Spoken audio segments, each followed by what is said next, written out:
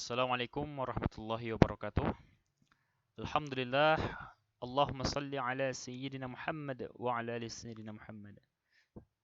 Baik, anak-anak semuanya. Hari ini kita masih melanjutkan pembelajaran kita mengenai aksara Melayu, ya. Dan akan membahas mengenai huruf bersambung, ya. Pada huruf sin, shin, sod, dan dot, ya. Perhatikan. Minggu yang sebelumnya kita sudah belajar tentang jim dan kawan-kawan, yaitu ada ha, ada kha, ya. 3 jim, ha, kha. Bentuknya sama, hanya saja titiknya yang membedakan, ya. Jadi jangan lupa, ya, mana jim di pangkal, di tengah, di ujung. Sekarang kita langkah selanjutnya yaitu mengenai sin di awal kata, di tengah kata, dan di ujung, ya. Ini sin di pangkal namanya. Ini namanya sin apa? Tunggal. Dan ini namanya di pangkal ataupun di awal kata, dan ini di tengah kata, dan ini di ujung kata, ya. Dan yang di bawahnya ada shin. Shin tunggal. Shin tunggal seperti ini, seperti biasa. Ini shim, shin di pangkal atau di awal kata, dan ini di tengah kata, dan ini di akhir kata, ya.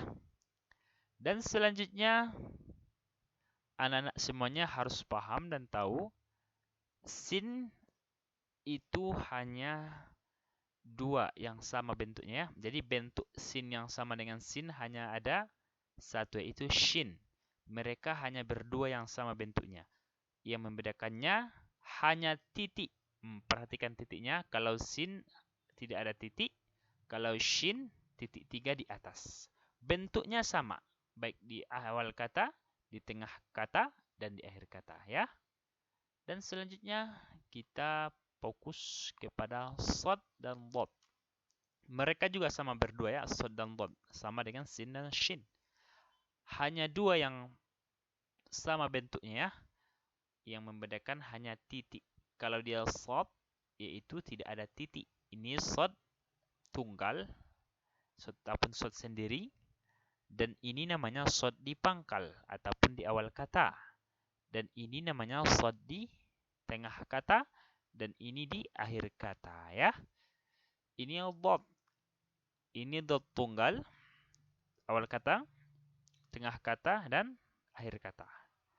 Bentuknya tidak jauh berbeda. Memang tidak berbeda, sama bentuknya, ya. Yang membedakan hanya titiknya. Kalau sod tidak ada titik, kalau dot titik satu, ya. Kembali ke atas, sin, shin, sod, dot. Inilah yang akan kita bahas, ya, mengenai di awal kata, di tengah kata, dan di ujung kata. Coba kita lihat ke sini. Nah, ini namanya sin, ini namanya sin tunggal. Ini namanya sin di pangkal ataupun di awal kata, dan ini di tengah kata, ini di ujung. Sama dengan shin, ya. Mereka sama, titik yang membedakan. Ketika Ustadz jelaskan sin, sudah termasuk juga dengan shin, hanya titik yang membedakan. Perhatikan sin di pangkal. Ketika sin di pangkal sudah kita tulis sin di pangkal, maka huruf di depannya tidak bisa lagi menyambung, ya. Kalau dia namanya di pangkal. Kalau dia di tengah seperti ini, kalau dia di tengah, ya, perhatikan. Kalau dia di tengah, dia seperti ini. Dia boleh menyambung ke kanan dan juga menyambung ke kiri. Karena dia di tengah, maka bisa menyambung ke huruf yang setelahnya dan sebelumnya. Kalau dia di akhir kata ataupun di ujung, dia hanya bisa menyambung dari depan ke belakang, tidak bisa karena sudah di ujung. Ya, anak-anak semuanya, ini namanya sin di awal, di tengah, dan di ujung, ya. Coba kita lihat contohnya. Nah, ini adalah contoh dari dari sin. Contoh kita buat dia shim di pangkal. Inilah dia, syarafa. Syarafa ini shim di pangkal. Tidak boleh lagi disambungkan ke sini, ya, karena dia sudah di pangkal. Ketika kita menulis syarafa, maka kita tulis shin di pangkal. Syarafa, maka kita tulis shin di pangkal. Kalau dia shin di pangkal, boleh menyambung ke setelahnya, termasuk ke ro. Maka disambungkanlah dia ke huruf ro, ya. Itu kalau di pangkal, ya, ke ro. Kalau dia di tengah, coba kita lihat di tengah. Nah, ini dia, shin di tengah. Kalau dia di tengah, boleh disambung ke huruf sebelumnya, seperti ha. Dan boleh disambung ke huruf setelahnya, seperti huruf ro, ya. Namanya juga di tengah, dia bisa menyambung ke kanan dan ke kiri, ya. Jangan lupa, hasyara, kalau dia sya-nya di tengah, maka taruhlah shin di tengah. Bagaimana Ustaz kalau dia shin di ujung? Coba perhatikan shin di ujung. Nah, ini dia. Ini pun batosya. Nah, kalau dia sin di ujung, tidak bisa lagi menyambung ke setelahnya. Karena dia udah di ujung. Namanya juga di ujung, maka tidak ada setelahnya. Ya, sama dengan di pangkal. Kalau sudah di pangkal, berarti tidak ada lagi setelahnya. Ya, namanya juga di pangkal. Ini dia batosya, maka boleh menyambung ke depannya. To boleh disambung kepada shin, batosya. Di sini juga habasa. Nah, sama juga ya, tinggal titiknya yang berbeda.